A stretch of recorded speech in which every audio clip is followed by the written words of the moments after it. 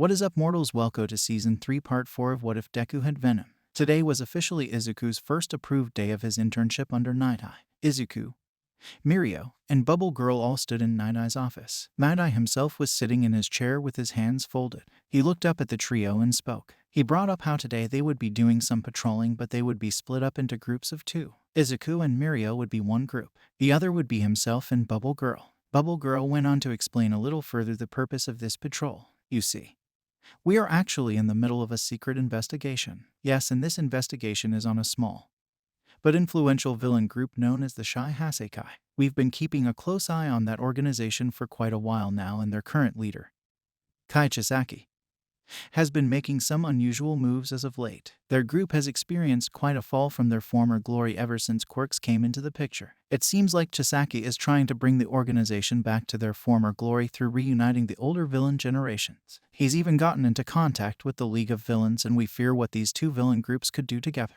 We've been trying to get some incriminating evidence to prove they are committing villainous acts, but it's been a struggle, honestly. When Izuku heard the League's name mentioned, he instinctively growled and balled up his hands into fists. Everyone who was in the room at the time looked at Izuku. When Izuku realized what he had done, he blushed and scratched the back of his head. He apologized. I've got some bad history with the League. Sorry, no need to apologize, Midoriya. So long as it doesn't affect your work efficiency, you should be good, especially since we have no plans of coming across the League of Villains right now. Izuku nodded and everyone left to patrol the streets. They eventually split up and Izuku was with Mirio. The two eventually began a conversation. So, what's your hero name, Izuku? Oh, my own is Deku, although I'm considering changing it to having a bit of a title like the venomous hero. Deku or maybe Agent Venom. With recent events, I'm unsure. I like those names, although your abilities don't really seem to involve poisons of any kind. My hero name is Lemillion because I want to save 1 million people. Izuku smiled at Mirio and the reasoning behind his hero name. He could definitely understand why he got one for all. Suddenly, Izuku stopped in his tracks. He heard light, rapid footsteps. It was as if someone was running towards them. Izuku turned to face an alleyway. What he saw caused his eyes to widen. A little girl with long white hair, a horn around her forehead, and bandages covered all around her arms and legs ran towards the two heroes. She didn't appear to look where she was going, though. It just seemed like she was desperately running away from something. But from what exactly? She accidentally bumped into Izuku and fell down, but she quickly scrambled up to her feet. She was immediately intimidated by Izuku's appearance as he was covered by venom and in his combat armor. Izuku saw she was scared and tried to comfort her. Oh, sorry. Are you okay? And what's with these bandages on you? It looked like she was about to speak, but someone interrupted her. Eri, you shouldn't cause any problems for these heroes here. They're incredibly busy people after all. Izuku looked up above Eri and saw the Shy Hasekai leader, Kai Chisaki. He was also known under the moniker of Overhaul. Eri grabbed onto Izuku and held onto him tightly. Izuku held her in his arms. He could feel the fear from this girl. Whatever Chisaki must have done to her, it wasn't pleasant, not in the slightest. The bandages around her body unnerved Izuku. He had flashbacks to what the League of Villains did to him and Venom. Their experiments on Venom were torturous, and the beatings Izuku was given were excruciatingly painful. He could only imagine what sick things this little girl went through. Come on, Eri, let's go back home. I deeply apologize for my daughter's behavior here. She tends to get carried away with her fun and games. Liar, what's with the bandages all over her? She's a very clumsy girl and tends to bump into a lot of stuff. Izuku glared at Overhaul. This man knew how to talk fast. He hated this man already. Mirio tried to disarm the situation, but Izuku cursed under his breath when he realized how bad of a situation he was in right now. It took Mirio's intervention for him to realize. I've never seen the two of you before. Are you guys rookies or something? Mirio was quick to answer. Yeah, we are. Do we really look that youthful? Mirio nervously laughed. The laugh was so strained and Izuku could tell. So what hero office are you both affiliated with? Oh, we're still students actually. Mirio turned to leave. Izuku begrudgingly began to put Eri down and turn around to leave. But the little girl held onto Izuku even tighter than before. She began to cry and beg desperately for him to not leave her. Izuku's heart began to race. Her voice was shaky, and she seemed too scared for this to just be fun and games like what Overhaul said was the case. She seems to be frightened by something. Any ideas? Well, I did scold her early. Liar. Mirio grabbed Izuku's shoulder and gripped it. He whispered into Izuku's ear. He tried to tell him that it was time to go, but Izuku shrugged Mirio off of him. He focused all of his attention towards Chisaki. There's more than meets the eye, isn't there? You're not telling us everything. For your daughter to be this scared suggests that she's been mistreated. It's unnatural for someone of her age to be this frightened. Sir, please don't tell me how to raise my daughter. It's time to leave now. We have no business telling someone how to raise their family. Izuku looked at Mirio and snapped at the older boy. He didn't care anymore. Forget patrolling. They were already in the middle of a confrontation between the leader of the Shy Hasekai and found someone who was clearly in need of saving. But Mirio wanted to abandon her. The thought of leaving the girl in the hands of this man of all people in order to be inflicted with more damage mentally and physically was repulsive in Izuku's mind. He knew what this girl felt. She was grabbing onto the little hope she had in the form of Izuku, and he refused to let her lose hope. Chisaki groaned and sighed as he saw Izuku wasn't going to let go of Eri. He realized he would have to go about this in a more gritty way. Man, this is embarrassing. This whole topic around my daughter. Would you guys mind following me? Izuku and Mirio reluctantly followed Chisaki into the alleyway. But Izuku was getting tons of bad vibes from this man. Eri here can be quite a handful sometimes. She defies me all the time, and it's really hard to raise her while taking into consideration what kind of person she wants to be. Chisaki began to remove one of his gloves. A wave of killer intent immediately hit them. Eri wiggled around in Izuku's grasp. His grip loosened for a second. But Venom noticed this and immediately tightened it. She couldn't escape their grasp. Not like this anyways. Overhaul completely removed his glove. But Venom thought quickly on his feet. He shot a web at Mirio and threw him up. Afterwards, Venom forced Izuku to jump while Eri was still in their arms. Overhaul slammed his hand on the ground and caused several rock spikes to form. Chisaki gritted his teeth in frustration. Let me at him, Izuku yelled. We are not fighting this man. Not now anyways. We can't endanger the girl and risk losing her. Izuku was uncharacteristically angry.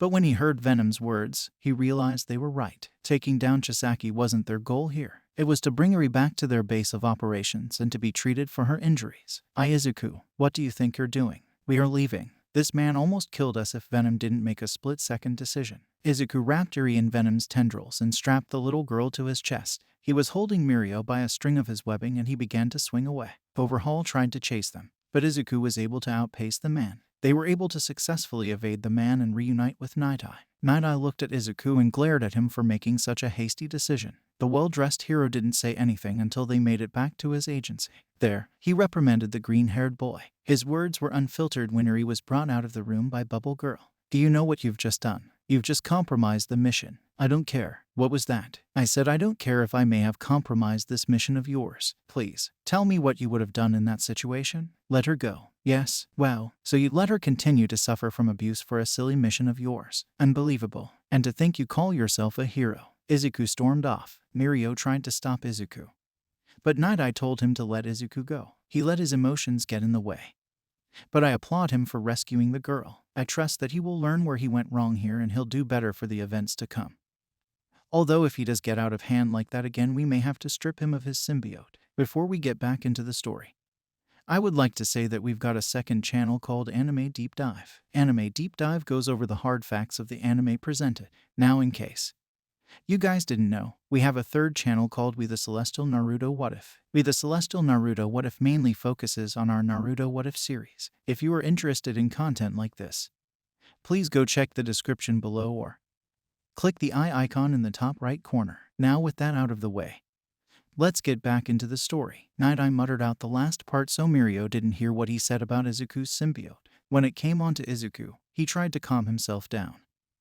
But he couldn't stop thinking about what Night Eye told him back there. That almost made Endeavor seem like a saint in comparison. When he made it back to UA, the very first thing he did was make a beeline for his room. He slammed the door shut and fell on his bed. He figured he would be able to sleep this off and have a clearer head afterwards. It sounded easy enough. That was something his mother would do sometimes when she came home from a harder than usual day at work, so why couldn't he do the same?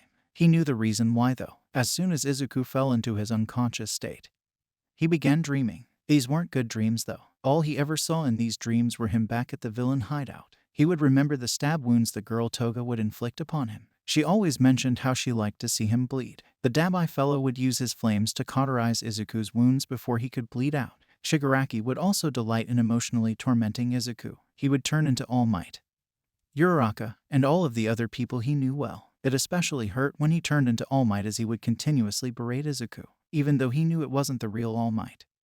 It still hurt, and when it came to Uraraka, he would be crushed at how the lookalike would constantly tell him to just give up on becoming a hero and maybe even just end it all. After all, He was useless without his symbiote. The maniacal laughter from Shigaraki made Izuku want to scream. Almost every time Izuku tried to sleep, he would relive those memories. It was enough to make him wake up in the middle of the night with a cold sweat. What was even worse was the fact these were only his memories. He'd seen Venom's memories and felt the life form's pain. Ever since he was saved, he'd been having these recurring nightmares. The first couple of nights weren't that bad, but they became progressively worse. He could barely sleep at night anymore. Tonight he didn't even get to sleep throughout the whole night. The nightmares were just too horrific this time. This time his nightmares were a bit different from the usual. Although he had the dreams of the torture he went through back at the hideout, he also had an additional nightmare. The possibility of failing his classmates, failing to protect them, that the League of Villains would manage to get their hands on them because he slipped up. The screams of all his classmates who were at the mercy of the League kept him up the whole night.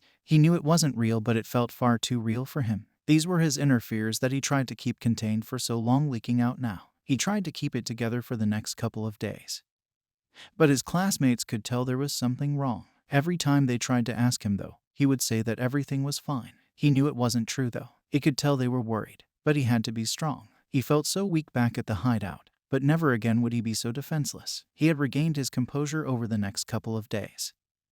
But one day Kirishima pointed out something to Izuku. Apparently he, Izuku, Ochako, and Tsuyu were leaving at the same time. Therefore, Kirishima suggested that they should all go to the station together. Everyone was in agreement to the idea. When they made it to the station, Izuku was thinking they would all go their separate ways from there on. Apparently not. They all continued on the same path afterwards, which confused Izuku. What was going on? Each of the 4 students ended up arriving at Night Eye's agency, and were greatly surprised to see the big 3 there as well. Not just the big 3 either. Several heroes such as Fatgum, Ryukyu, Aizawa, and Gran Torino were there as well. Needless to say, they were all heavily confused as to what was going on. Not too long after the 4 students arrived, Sir Night Eye began his conference with every one of the heroes and interns. Thanks to the series of information gathered by other heroes, they were able to make substantial progress with their investigation into the Yakuza. As Night Eye went further into the discussion, he brought up some unfamiliar terms such as the HN, which was also known as the Hero Network, that some of the students were curious about. One of the heroes in the room ended up asking about why students were even involved in this discussion, as they saw the students would only hinder them once they reached into darker topics. Fatgum defended his interns though. After that little distraction, Night Eye continued with his speech. Anyways, the Shy Hasekai were also believed to be selling illegal drugs. I figured it would be good to have a hero who is more familiar in this topic be added, hence why I brought in Fatgum. Fatgum went on to explain the interaction that he and his interns had with these drugs. He revealed how Tamaki ended up interacting with this sort of drug that seemingly erased quirks. This caused the whole room to go completely silent when they heard this. A medicine like that would mess with the very foundations of today's society even more than it had been tampered with already. When Mirio asked about Tamaki's condition, the emo boy explained that it was only temporary and that he could still use his quirk. It appeared to be different from Aizawa's erasure quirk, as erasure didn't necessarily attack quirks themselves, but simply halt the activation of quirk factors. The drug was different here, as it actually did damage Tamaki's quirk factor, but he was thankfully able to naturally recover from it. The drug was infused within a bullet that was shot at Tamaki. What they found to be strange though was that there weren't any abnormalities in the bullet itself, and only Tamaki's quirk factor was really hurt. Thanks to Kirishima's brave efforts of protecting Tamaki from an attack, they were able to obtain a bullet that they could properly examine. The contents they were able to find in the bullet were what disturbed them though. There was human blood and cells in that bullet. If that's the case, then the DNA must belong to someone who affected the quirks of others. I still don't see the connection between the bullet and the Yakuza. After a little bit more of interacting, Night Eye brought up Chisaki's quirk and how exactly it worked. It was able to break down and reassemble whatever the man touched. There was a connection between the Yakuza leader's quirk and the quirk erasing bullets. It was too much of a coincidence to not be the case. This was when Night Eye addressed Izuku and Mirio's confrontation with the man the other day.